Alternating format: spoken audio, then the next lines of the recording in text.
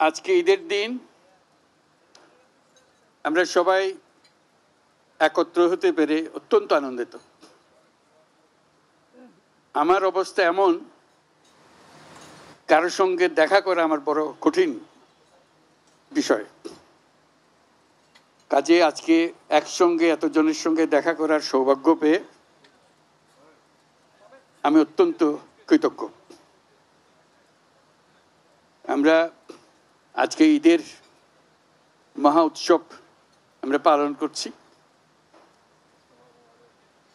ঈদের বাণীটাই হলো নিজেদের মধ্যে সমঝোতা, অতীতকে পেছনে রেখে সামনের দিকে এগিয়ে যাওয়া।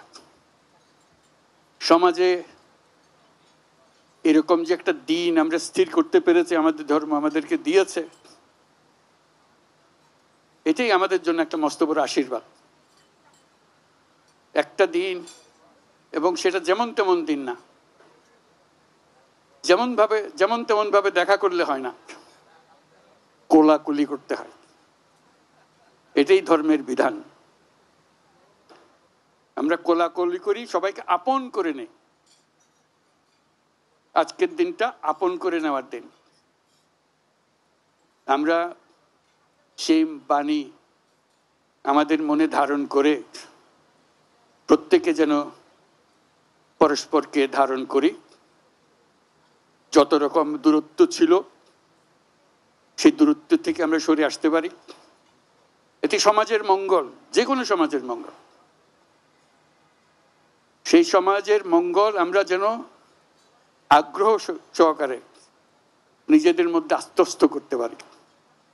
সেই জন্য এবারের ঈদ অত্যন্ত গুরুত্বপূর্ণ ঈদ, যাতে আমরা পরস্পরের কাছে আসি, পরস্পরের দূরত্ব থেকে আমরা সরে আসতে পারি, জাতিকে সমাজকে ঐক্যবদ্ধ করতে পারি। কারণ এই ঐক্যবদ্ধ হওয়াটা আমাদের জন্য, এই সমাজের জন্য বিশেষভাবে জরুরি। সেটা যেন আমরা অর্জন করতে পারি। আজকের এই মিলন মেলায় আমরা সেই বাণী আত্মস্থ করে সামনের পথে অগ্রসর হব। আমরা পরস্পরের প্রতি সহনশীল হব। শুধু সহনশীল নয়, তার চাইতেও বেশি আমরা পরস্পরের সাথে বন্ধুত্বপূর্ণ সম্পর্ক স্থাপন করব। এর মাধ্যমেই সমাজে শান্তি আসে। বাংলাদেশে শান্তি অত্যন্ত জরুরি। সে কথাটা যেন আমরা মনে রাখি, প্রতিদিন মনে রাখি। আজকের দিনটা আমরা প্রতিদিন স্মরণ করি। আমরা দেশে শান্তি চাই, যাতে মানুষ নিজ মনে নিজের আগ্রহে দিন চলতে পারে, কারো ভয়ে, কারো ভীত হয়ে, কোনো ভয়ে ভীত হয়ে তাকে চলতে না হয়। আমরা সবাই সবার মঙ্গল কামনা করি। জাতির জন্য শান্তি চাই এবং পৃথিবীর জন্য শান্তি চাই। আমরা সারা পৃথিবীর জন্য আমরা শান্তি চাই। Your Excellencies, I'm just emphasizing that this is a day for unifying the nation, unifying the people, so we can overcome all our distances, all our differences, and build up unity among us. And the nation needs that unity, particularly this time that we are passing through our history. It's very important. So I hope you will help us to build this unity and move forward.